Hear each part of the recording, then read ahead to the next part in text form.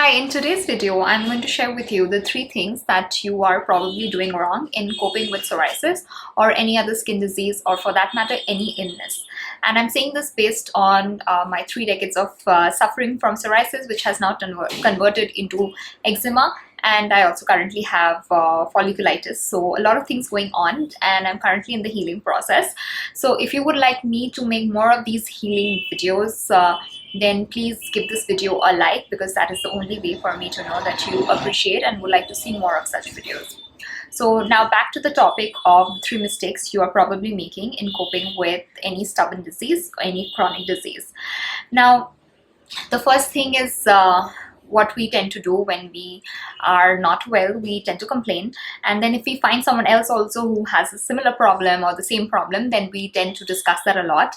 And I, in my experience, did not know many people while growing up who had this disease, because it was not so well known, and probably people were not speaking about it because, you know, skin disease is considered taboo. So even if people had it, people wouldn't talk about it.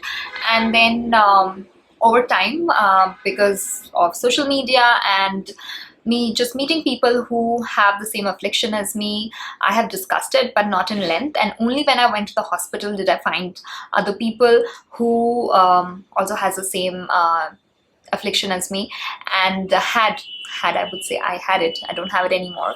At that time, so 1 year ago, when I was admitted, I found my friend Jyoti, and it's like I met someone who understood my experience, and I really felt like we were 2 sisters who had a very similar experience, even though we were a decade apart, and more than a decade apart. But I really felt that we connected because we had such common experiences, and I, for the first time in my life, felt completely understood because of, you know, the feelings and experiences a person with this kind of a disease will have.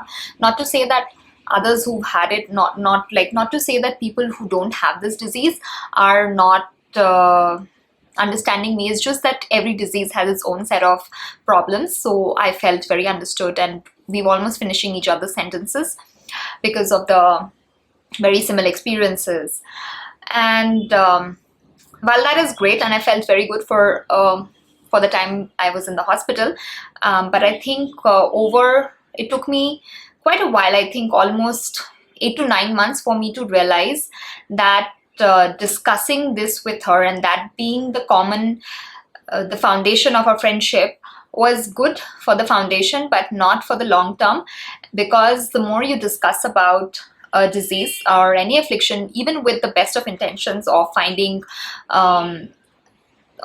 remedies, finding medicines, finding care, finding the best solutions for it, even with the best intentions of curing it, that is not the best solution. And I'll tell you why.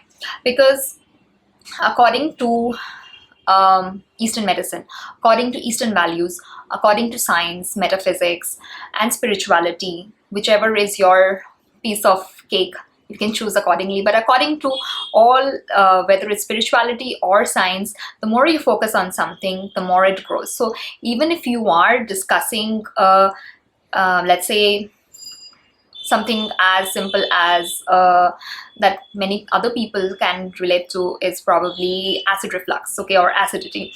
That's something that most people suffer from on a regular basis. And even if they are exchanging tips of getting better, and or trying to help someone with something they may have had relief from, the fact still remains that you're focusing on the disease. So whether you focus on something negative or positive, it doesn't matter. Whatever you focus on grows. So your subconscious has no way of knowing which is negative or positive. It just does what it just focuses on the thing that you are focusing on. So it is best to avoid discussing your cure, your medical care with someone else apart from your doctor. So, and I came across this very interesting find by a doctor himself. So first time I got admitted, after I came back home, I was looking for ways to basically maintain the results that I've had from the Panchakarma therapy. And I found this doctor called Dr. Hanscom, and I don't know how I found him, but I found him and I follow him on Facebook. and he is a board certified spine surgeon who has obviously operated on many patients in chronic pain from their spine problems, and he himself has been in chronic mental and physical pain for decades, and obviously he's also got operated on, and he has realized through his journey that like those invasive surgeries actually, after patients after going through those invasive surgeries, they have reported not much reduction in pain. Like that was, I remember, like this is, I read this a year ago, but overall my impression of what I collected from his findings is, even though he is someone who's trained in Western medicine and a board certified surgeon and all of those things, he realized that the pain still persisted after surgeries, and same for him. So he came to the conclusion through his life and through his research that the idea is to manage your everyday stress, which I keep talking about, which is manage your everyday stress and taking care of yourself, being your own doctor by going through the various things that he suggests, which are very similar to what I talk about and the things that I have incorporated into my own life, such as desensitizing yourself and letting go of emotions and letting go of anxiety and stress. So, by the way, if you want to know how to go about that, if you're someone who's suffering from something chronic and you would like to be able to do all these things which heal you from the inside and therefore on the outside, then I send out monthly newsletters talking about my practices and how you can use them in your everyday life. So if you want to get those emails, you can subscribe in the description to my email newsletter, which is linked in the description box below. Discussing it with your friend who may have a similar affliction like me in this case, I realized that after 8 to 9 months, and I reduced my calls to my friend, because inevitably, invariably, we would end up talking about this. So I reduced my frequency of calls to her, and at the same time I also educated her about it, and I told her like, hey, we talk about this, so next time we are on the phone, or even now for that matter when we are on the phone, let's talk about something else pleasant. Let's not talk about this, because talking about it, we think we are able to help each other, but not really, because we do have our doctors, we have our assigned doctors, so then why discuss with each other? That means in a way you don't trust what the doctor is saying. So that's also very important. You have to surrender. That's a different topic altogether. I think I'll probably make another video about it, about really surrendering to the person, to the doctor you're going to, or the universe. And that's very important, because there are so many people, I'm sure you have seen, who hop from one doctor to another, or they consult a bunch of doctors at the same time. So if you know that your doctor is giving you the right care, deep inside you should have that faith, and then there is no need to discuss it with your co-patients and try to see what they are doing, because everyone's body is different. In fact, that's something that my friend used to do. She used to always ask me what my doctor has given me, and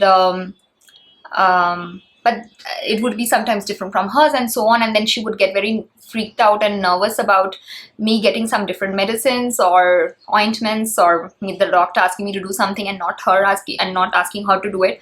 And I would be like, how does it matter? We have completely different, we have a treatment tailored to our current circumstances and current state of psoriasis, which is the case because even her diet was very different from mine. But anyway, so these are the things that I have made the mistake of, and I realized that, and I cut it on time. And then even my mom was noticing I was becoming a little too obsessed with this thing. So whenever we would be on the phone, we would be discussing that. And because of all this research that I had been doing, I realized, thanks to Dr. Hanscom, and even actually my own doctor, he keeps saying that don't put attention, even if you get, let's say, 1 or 2 spots, don't put attention there. You have to constantly be in joy, like be in joy as in anande thaku in Bengali.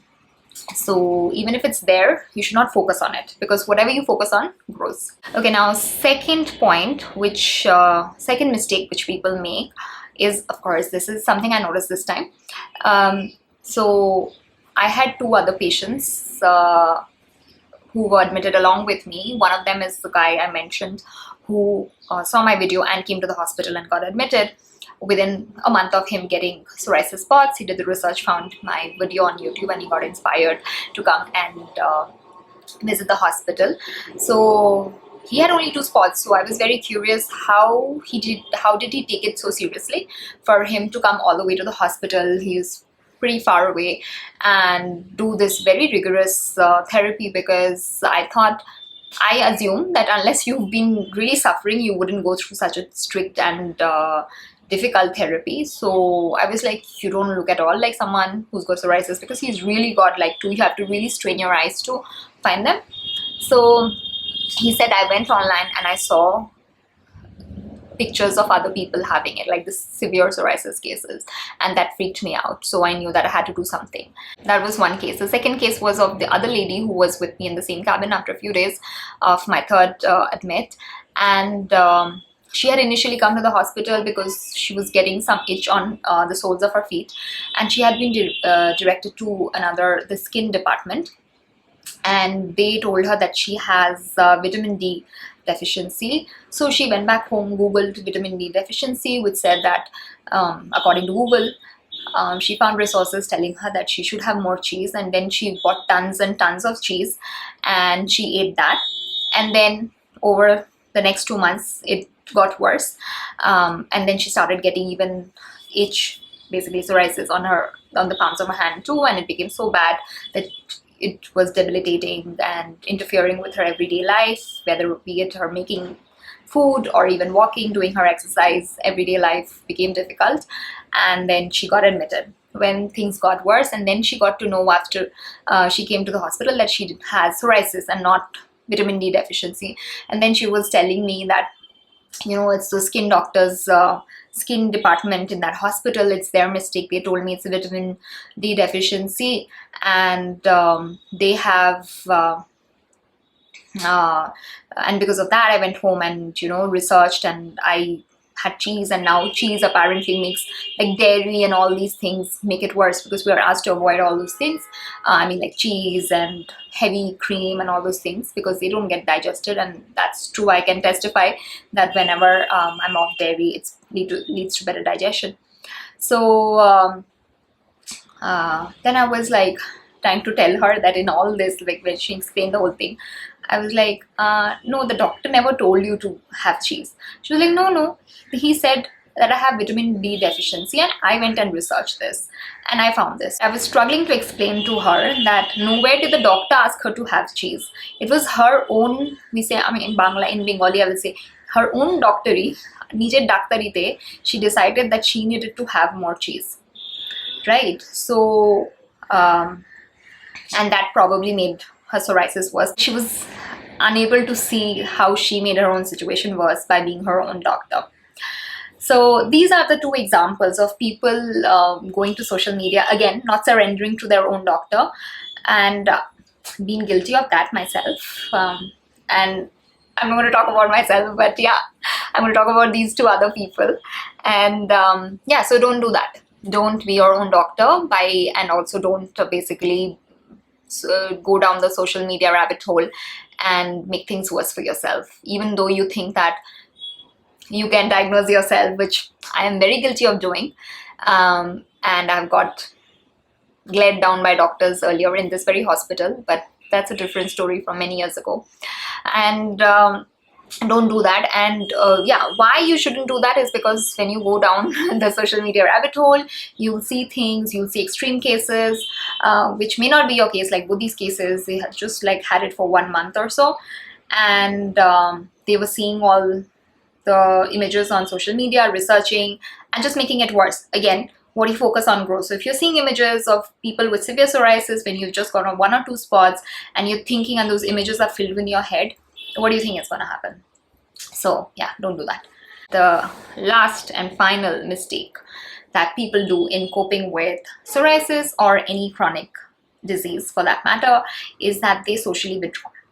Now, when you have a disease, when you have some sort of sickness, it's very natural to have low energy, feel upset, feel angry, feel resentful, and feel all sorts of negative things, which makes you want to not hang out around people, be with people. And I get that. I've done that too. And that's not a good strategy for the simple reason that, again, like the doctor says, you have to be happy in order to combat this. So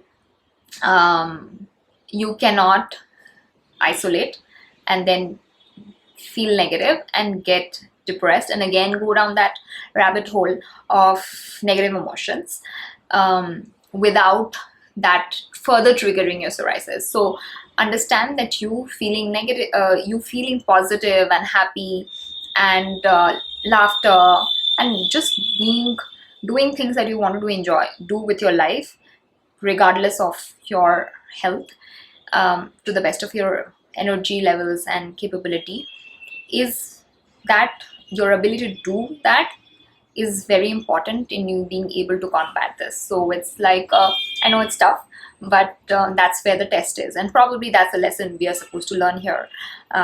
Because sometimes I ask myself why. I still do sometimes, I'm not gonna lie. And this is the answer, that you have to learn how to be happy despite anything that is going on in your life. If you have any questions or comments, leave them in the comment section below. And if you want to sign up to get my monthly newsletter about the manifestation techniques that I have used in order to manifest health, then please sign up for the email newsletter linked in the description box below. It's quite a mouthful. I have to get used to saying this. Bye.